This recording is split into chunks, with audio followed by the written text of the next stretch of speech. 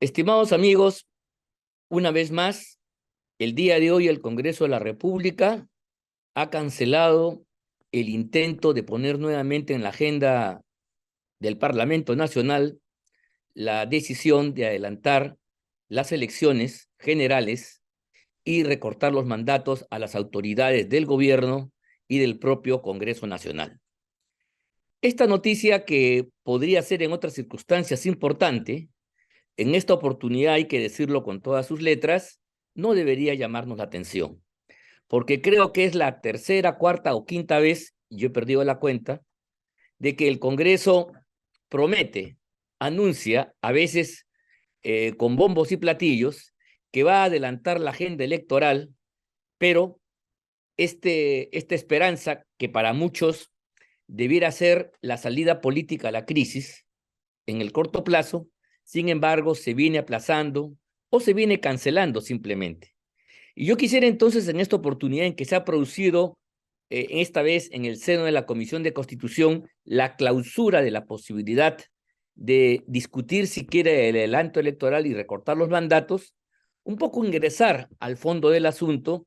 y ver que más allá de estas movidas que se dan en la superficie del ámbito congresal, hay razones de fondo que yo creo que deben ser puestas a luz. Quiero decir, en primer lugar, que para adelantar las elecciones y recortar los mandatos se requiere una reforma constitucional, porque la Carta Política del país establece que los mandatos de los congresistas y del presidente de la República dura 5 años, y por lo tanto las elecciones generales para ambos casos son después de un periodo de 5 años. Esto es el mandato constitucional, y por lo tanto entonces es menester que se modifique la Constitución. Todos sabemos que para modificar la Constitución es un proceso complejo y difícil que requiere 2/3 del número total de congresistas, de 130, que es el número legal de los miembros del Congreso. Es decir, 87 congresistas tienen que estar de acuerdo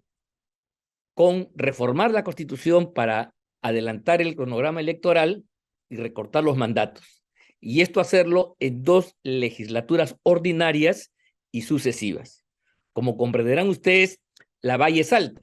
Recuerden ustedes que esta valla fue la que se puso, la que no se pudo flanquear incluso, cuando un importante sector del Congreso quería vacar al expresidente Castillo. No lo logró hacer en 1 y 2 oportunidades, y la verdad, si se produjo la vacancia fue por el golpe de Estado fallido y ya no por una vacancia simplemente por incapacidad moral. Bien, ¿cuál es el problema de fondo? El problema de fondo es que el Congreso de la República, yo pediría que ustedes analicen y corroboren estos datos, tiene un 40% de integrantes que vienen de las filas de la izquierda en todos sus pelajes. Este sector, que se ha alineado siempre con el oficialismo, ha planteado la necesidad de ganar o de tener una nueva constitución mediante una asamblea constituyente. Y en esta oportunidad de crisis política, ellos señalan que el adelanto de elecciones solamente procede si es que está acompañado por una pregunta a través de un referéndum para instalar una asamblea constituyente. En la medida que este tema no es del consenso del Congreso de la República y las fuerzas democráticas en todas sus versiones se han mostrado reacias a modificar la Constitución a través de este sistema, entonces todos estamos perfectamente notificados que esta es una demanda que, por lo menos en la actual correlación congresal, no tiene futuro alguno. Lo intentó el señor Castillo conjuntamente con Torres, su primer ministro, presentaron un proyecto para un referéndum constituyente y este fue derrotado y enviado al archivo. Entonces, cuando un sector del Congreso que representa el 40% de los votos, vean ustedes, dice, primero cambio de la Constitución, primero asamblea constituyente y luego elecciones generales, entonces está haciendo una proposición de resultado imposible. Y en la medida que este 40% de miembros del Congreso que son aproximadamente 47, 48 votos, no separen la exigencia de adelantar las elecciones del tema constitucional, evidentemente no será posible que el Congreso modifique la Constitución, recorte los mandatos y adelante las elecciones. Esto es el resultado de las duras matemáticas, que se levanta como una pared infranqueable contra aquellos que piensan que es posible una salida de este tipo. Esto lo saben los congresistas, lo sabe la Presidencia de la República, lo sabe el Poder Ejecutivo, el Poder Legislativo y lo sabe la clase política en su conjunto. Sin embargo, en lugar de sincerar las cosas y decirlas como son, y en todo caso cancelar este tema que no tiene futuro alguno en el seno de la actual correlación del Congreso, se insiste como una tomadura de pelo, como una majadería que se juega cada cierto tiempo para levantar expectativas y echarle la culpa a otro cuando en el fondo todos ellos, todos los congresistas con razones distintas, claro está,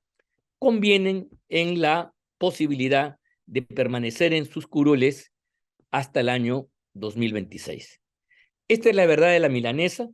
y creo yo que esto debe ser de conocimiento de todos ustedes. Mientras las izquierdas, en todas sus variantes, no depongan el tema de asamblea constituyente, la posibilidad de recortar los mandatos y adelantar el cronograma electoral no pasará de ser una quimera. Esto hay que decirlo con firmeza para que saquemos todos nuestra conclusión. En la medida que la Constitución no puede ser violentada y no hay manera de obligar, exigir, imponer a los congresistas algo que no salga de su propia conciencia y se exprese a través de sus votos mediante una decisión política, evidentemente el adelanto de elecciones suena a cuento, suena a farsa, suena un argumento deleznable para intentar quedar bien con la ciudadanía, pero no tendrá ninguna posibilidad de realización. Duro, sí, pero cierto, y creo que es importante que en temas constitucionales digamos las cosas con claridad y verdad, así le duela a muchos. Muy agradecido, hasta la próxima.